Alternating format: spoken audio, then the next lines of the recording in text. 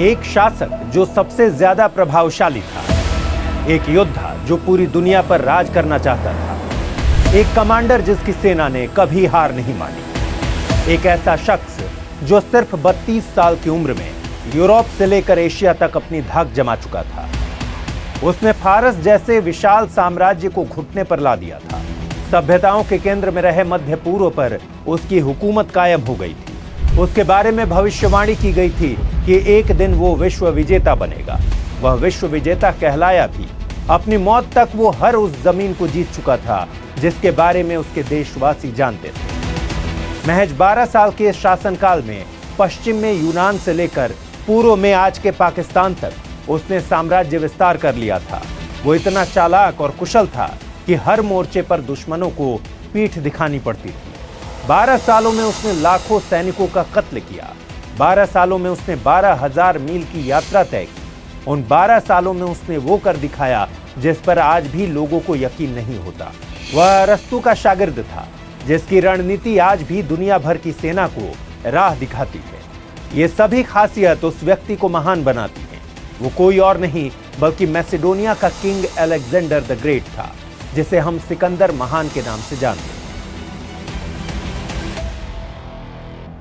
उसकी सैन्य उपलब्धियों और युद्ध में अभूतपूर्व कामयाबी ने उसे वो मुकाम दिया जिससे दुनिया की हर सेना अपनी तुलना करती है।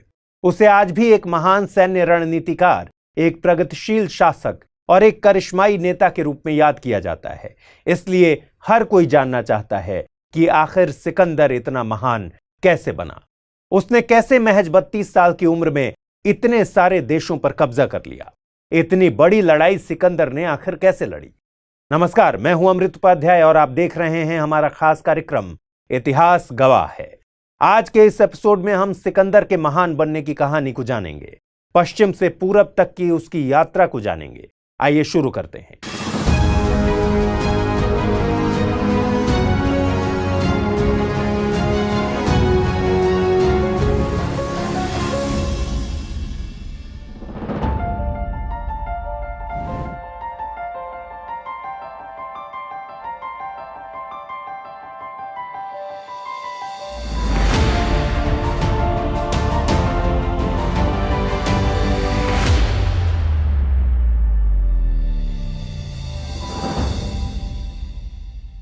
इलियाड एक महाकाव्य है जिसमें ट्रॉय शहर और यूनानियों के बीच युद्ध के अंतिम वर्ष की कहानी बताई गई है। सिकंदर और इस कहानी के नायक एक्लेस के बीच एक मजबूत मानसिक संबंध बन गया था। कहते हैं कि युद्ध के दौरान सिकंदर होमर की कविता के कुछ हिस्सों को अपने तकिए के नीचे रखकर सोता था। कहा जाता है कि सिकंदर के विश्व विजेता बनने में अरस्तु की शिक्षा की सबसे बड़ी भूमिका थी। अरस्तु सिकंदर को वीर रस की कहानियां सुनाते थे और युद्धों को जीतने के गुर सिखाते थे।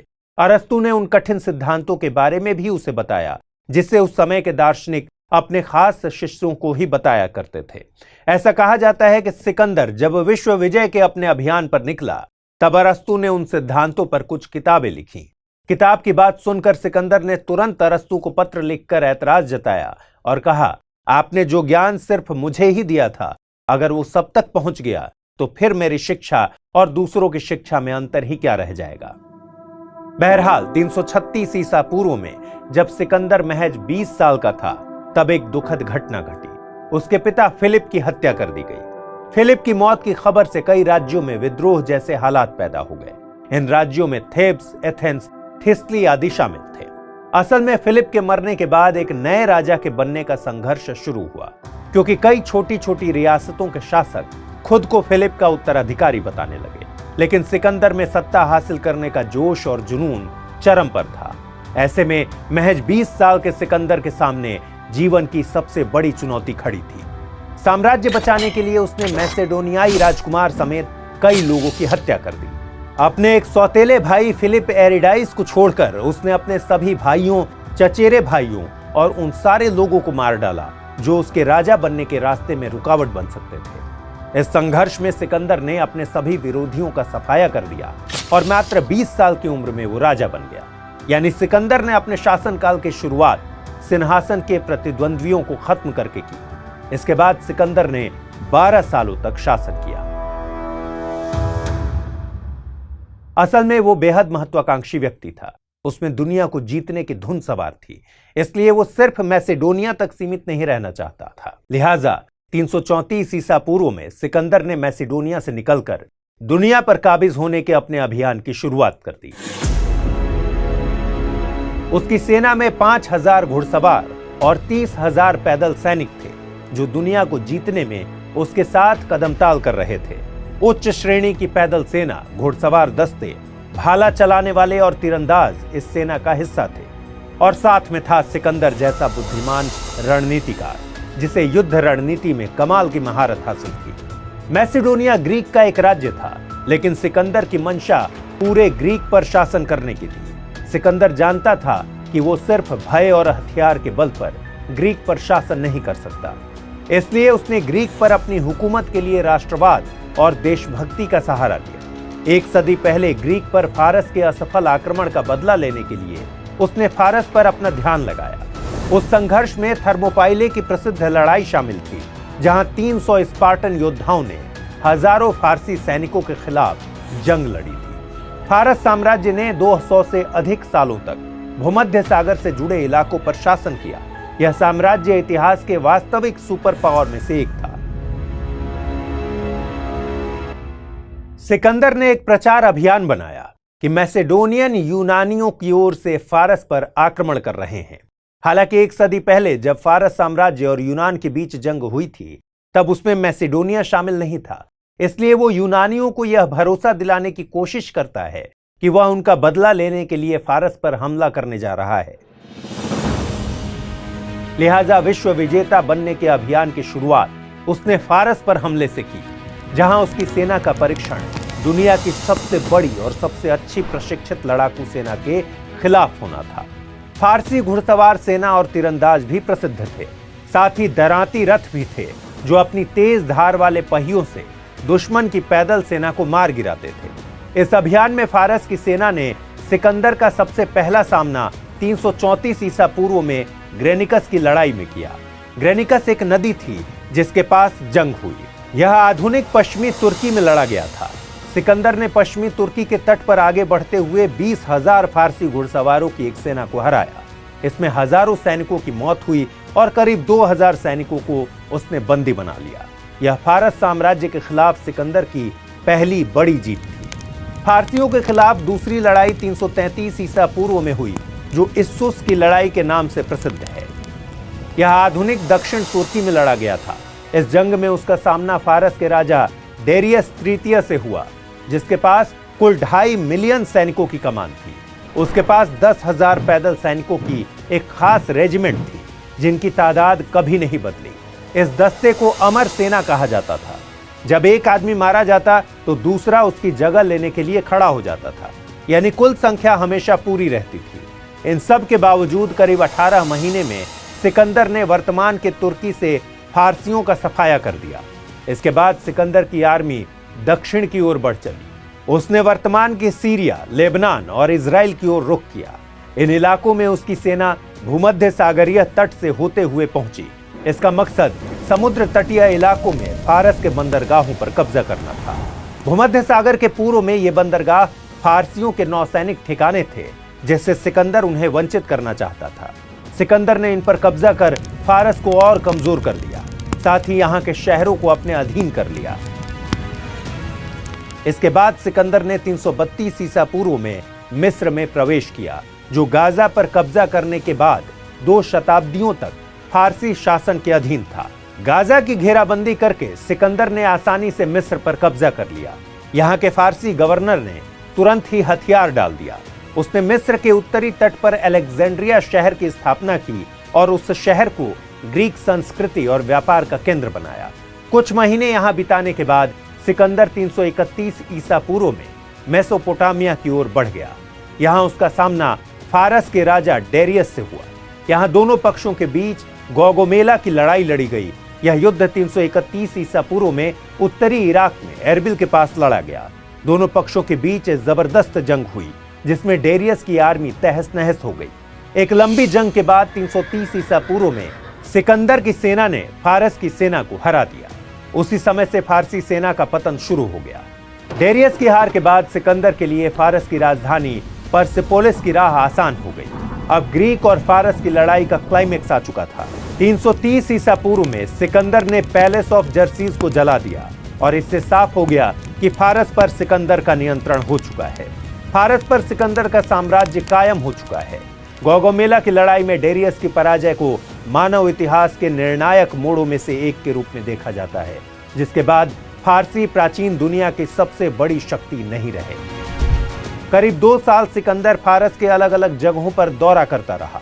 अपनी बुलंदी के इस दौर में सिकंदर का साम्राज्य पश्चिम में यूनान से लेकर पूर्व में आज के पाकिस्तान, अफगानिस्तान, ईरान, इराक और मिस्र तक फैल चुका था। चूंकि मौजूदा अफगानिस्तान भी फारसी साम्राज्य का ही हिस्सा था, इसलिए अफगानिस्तान के उत्तर में अमुदरिया क्षेत्र में स्थित बैक्ट्रिया में एक लंबे अभियान के बाद वह हिंदुकुश को पार कर काबुल घाटी में दाखिल हुआ। उसने जब भारत की ओर कूच किया तब वो सबसे पहले सिंधु नदी के तट पर पहुंचा। हालांकि उससे पहले 326 ईसा पूर्व में उसने भारत के नजदीकी शहरों के राजाओं को संदेश भिजवाया और कहा कि वे लोग सिकंदर का नियंत्रण स्वीकार कर लें। सिकंदर ने जिन राजाओं को संदेश भिजवाया वे या तो बेहद कमजोर थे या फिर सिकंदर की सेना इतनी विशाल थी कि उससे लड़ने की हिम्मत कोई जुटा नहीं सका। इसलिए ईरान से आगे जैसे ही सिकंदर काबुल पहुंचा, इन राजाओं ने उससे मिलना शुरू कर दिया। इन राजाओं में तक्षशिला के राजकुमार आम्भी भी थे। सिकंदर ने जैसे ही सिंधु नदी की ओर रुख किया, तक्षशिला ने सिकंदर के लिए भारत के द्वार खोल दिए। इन क्षेत्रों में तक्षशिला के राजकुमार आम्भी और झेलम तथा चिनाब के बीच राज करने वाले राजा पोरस का नियंत्रण था। सिकंदर के प्रति अपनी निष्ठा दिखाने के लिए उन्होंने सिकंदर को करीब 5000 सैनिक और 65 हाथी भेंट किए ताकि वो आगे के अभियानों में और मजबूत हो सके। राजकुमार आम्भी की इसके पीछे एक नियत थी। वो चाहता था कि सिकंदर उसके दुश्मन राजा पोरस से लड़ाई में उसका साथ दे। अगर रणनीतिक नजरिए से देखा जाए तो इस इलाके के हर राज्य को जीतना सिकंदर के लिए बहुत आसान था। इसकी वजह थी कि आम्भी और पोरस ने साथ मिलकर सिकंदर को रोकने की कोशिश ही नहीं की। अगर उन्होंने संयुक्त मोर्चा स्थापित कर दिया होता तो खैबर दर्रा असुरक्षित नहीं होता और सिकंदर की जीत इतनी आसान नहीं होती, क्योंकि काबुल के बाद सिंधु नदी पर पहुंचने के लिए खैबर दर्रा को लांघना जरूरी था, जो सिकंदर ने आसानी से कर लिया। लेकिन सिकंदर ने जैसे ही आक्रमण किया, आम्भी ने तुरंत आत्मसमर्पण कर दिया। लेकिन झेलम नदी पार करते समय सिकंदर को पहली बार सबसे कठिन विरोध का सामना करना पड़ा, जब राजा पोरस ने सिकंदर का बड़ी मुस्तैदी से विरोध किया। पंजाब में झेलम के आसपास शासन करने वाले पोरस बेहद ताकतवर थे। यहाँ जितने छोटे छोटे राज्य थे उनमें पोरस को काफी शक्तिशाली शासक माना जाता था। सिकंदर को उसके मुखबिरों से पता चला कि पोरस के पास एक बड़ी सेना है जिसमें कई भीमकाय हाथी भी शामिल हैं। चूंकि सिकंदर के लिए यह नई बात थी, इसलिए हाथियों से लड़ना एक बड़ी चुनौती थी। बावजूद इसके सिकंदर की सेना पोरस को हराने का दावा कर रही थी। लेकिन उसी दौरान मानसून शुरू हो गया। इससे सिकंदर की आर्मी की मुश्किलें बढ़ गई। एक तरफ बारिश और दूसरी तरफ जबरदस्त गर्मी का सामना करना पड़ रहा था। ऐसे में सिकंदर ने सोचा कि अगर बाकी राजाओं की तरह पोरस भी हथियार डाल देता है तो उसकी सेना एक मुश्किल जंग से बच जाएगी। इसलिए सिकंदर ने पोरस को एक संदेश भिजवाया। इस संदेश में सिकंदर ने पोरस से कहा कि वो अपनी सीमा पर आकर उससे मिले और उसके सामने हथियार डाल दे। पोरस ने जवाब दिया कि वो सिकंदर से मिलने का अनुरोध स्वीकार कर रहे हैं, लेकिन हथियार डालने के बजाय वो युद्ध लड़ना पसंद करेंगे। पोरस का जवाब जानकर सिकंदर और उसकी सेना कई दिनों की यात्रा के बाद झेलम नदी के पास पहुंच गई। पोरस की सेना झेलम के उस पार थी। ये लड़ाई झेलम नदी के किनारे पंजाब में जलालपुर में हुई। मॉनसून के कारण जब वहां तेज आंधी और तूफान आया तो इसका फायदा उठाते हुए सिकंदर ने अपनी सेना के साथ नदी पार कर लिया। इससे पोरस को एक धक्का लगा। बेहतरीन प्रशिक्षण प्राप्त सिकंदर के सैनिकों से मुकाबला करना पोरस के लिए आसान नहीं था। सिकंदर के मुकाबले उनके पास कम सैनिक थे। एक अनुमान के मुताबिक सिकंदर की सेना में 50,000 से भी ज्यादा सैनिक थे, जबकि पोरस के पास करीब 20,000 की सेना थी। उनके पक्ष में सिर्फ एक बात थी कि उनकी सेना में हाथियों की तादाद बहुत ज्यादा थी। खैर, युद्ध शुरू हुआ। पोरस की सेना हाथियों को आगे कर सिकंदर की सेना से लड़ रही थी। हाथियों पर सवार होकर लड़ना सिकंदर की सेना के लिए बिल्कुल अलग और नई बात थी। लेकिन उस इलाके में लंबे समय से रहने के चलते सिकंदर के सैनिकों ने हाथियों से लड़ने का तरीका काफी हद तक सीख लिया था।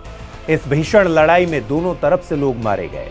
जब तक पोरस लड़ने की स्थिति में थे, उन्होंने सिकंदर का जमकर मुकाबला किया, लेकिन दुश्मनों से बहुत ज्यादा घिर जाने के बाद उन्होंने हथियार डाल दिया। ऐसा कहा जाता है कि पोरस ने वीरता के साथ लड़ाई लड़ी और काफी संघर्ष के बाद उनकी हार हुई। इस युद्ध को हाइडेस्पीस की लड़ाई कहा जाता है। असल में यह लड़ाई झेलम नदी के किनारे लड़ी गई थी और झेलम का ही दूसरा नाम हाइडेस्पीस रिवर है। मौजूदा वक्त में यह स्थान पाकिस्तान के पंजाब प्रांत में है। इस लड़ाई में पोरस की हार के बाद सिकंदर और पोरस की मुलाकात हुई।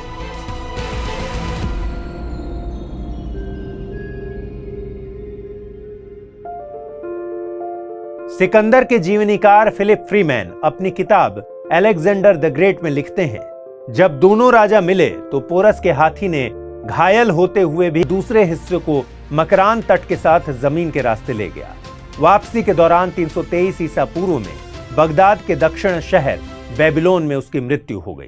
तब सिकंदर की उम्र महज 32 साल थी। कुछ इतिहासकारों का मानना है कि उसकी मौत का कारण उसके जख्मों में होने वाला इन्फेक्शन था और कुछ का मानना है कि उसकी मृत्यु मलेरिया की वजह से हुई थी।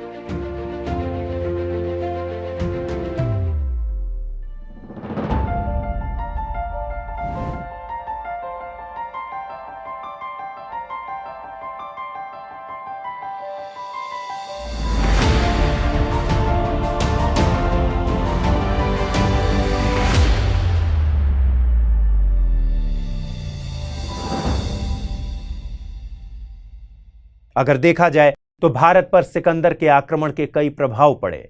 इसमें सबसे अहम प्रभाव पड़ा कि प्राचीन यूरोप और प्राचीन भारत पहली बार एक दूसरे के संपर्क में आए।